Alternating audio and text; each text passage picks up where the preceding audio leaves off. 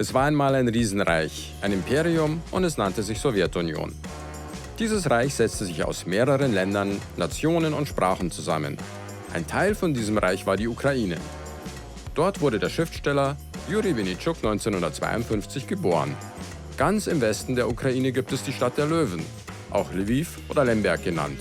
Und dort lebt unser Held. Da Juri Winitschuk sich in der Sowjetunion, die bekanntermaßen kein Hort der Freiheit war und besonders kein Ort des freien Denkens und Schreibens, da er sich eingeengt fühlte, beschloss er, an einen fantastischen Ort unendlicher geistiger Freiheit zu reisen. Ein Ort so abenteuerlich wie real zugleich. Er reiste in die Bibliothek von Babel. Dort konnte man in ferne geistige Galaxien vordringen, Lichtjahre entfernt von den Niederungen der sowjetischen Literatur. Die Weltliteratur und das Beste der ukrainischen Literatur war in Griffweite. Diese fantastische Bibliothek hatte natürlich auf Erden eine reale Zweigstelle, die Wassil-Stefanik-Bibliothek in Lemberg. Dort war der Schriftsteller Juri Winitschuk ein Dauergast. Das weckte das Interesse des staatlichen Überwachungsapparats. Die Schlapphüte vom KGB spitzelten ihm hinterher. Und natürlich blieb nicht unentdeckt, dass sich der Schriftsteller Winitschuk auch Zugang zum Giftschrank verschaffte. Der Ort, an dem die Sowjets, ihrer Meinung nach, toxische Bücher versteckten. Die Schlapphüte blieben ihm auf den Fersen. Das wusste der Schriftsteller Winitschuk sehr wohl. Und so trug er stets sein geistiges Hab und Gut, die Manuskripte seiner Gedichte, Erzählungen und Romane in einem Koffer mit sich herum, sodass er bald stadtbekannt war als der Mann mit dem Koffer. Mit diesem Koffer zog er von einem Freund zum anderen, von einer Freundin zur anderen, wo er jeweils eine Zeit lang übernachtete, Unterschlupf fand, sowjetisches Couchsurfing sozusagen. Das war die Lemberger Underground-Szene, ein kleiner Ort der Freiheit, in dem Gedichte und Prosa gelesen wurden. Oft waren es satirische und subversive Texte. Es wurde debattiert und diskutiert, ja, und es wurde natürlich auch getrunken und gelacht.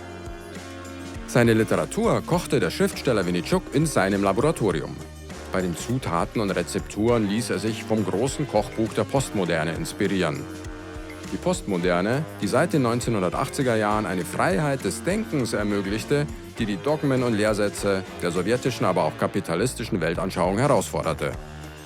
Und so mixte und kochte er inspiriert von der Weltliteratur seine Romane und siehe da, es entstanden die Perlen der ukrainischen Postmoderne wie der Roman Malvalanda, der voller Ironie auf dem sogenannten Müllhaufen der Geschichte spielt und zwar im übertragenen und wortwörtlichen Sinn.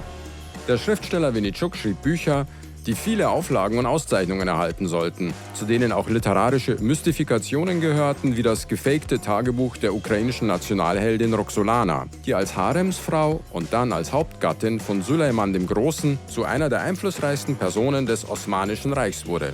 Oder eine andere literarische Fantasie über die Eroberung Kiews durch die Mongolen und Tataren im 13. Jahrhundert. Eine Mystifikation, die sogar bis in die 1990er Jahre hinein für authentisch gehalten wurde.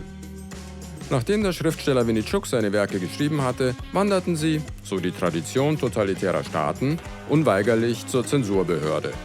Dort wurden die Manuskripte geprüft, ob ihr Denken und Schreiben nicht zu freizügig war oder gar die Zustände in der Sowjetunion kritisierte. Entsprachen die Texte nicht der staatssozialistischen Vorstellung, durften sie nicht gedruckt werden. Die Manuskripte des Schriftstellers Winitschuk durften in der Sowjetunion nicht gedruckt werden. Doch davon ließ er sich nicht entmutigen und köchelte experimentierfreudig in seinem postmodernen Literaturlaboratorium immer weiter. Zahlreiche Publikumsrenner der ukrainischen Literatur seit Mitte der 1980er Jahre gehen auf sein Konto. Zum Beispiel die Geschichte über einen philosophierenden Drachen oder der Roman Die Diven der Nacht über die Lemberger Halb- und Unterwelt sowie den künstlerischen Underground in den letzten Jahren der Sowjetunion. Jedenfalls wischte der Schriftsteller Winitschuk mit einem Federstrich die Schlapphüte und KGB-Spitzel fort und defiliert seitdem mit seinen literarischen Figuren durch die ukrainische Literatur, der er bis heute viele weitere spannende Romane geschenkt hat.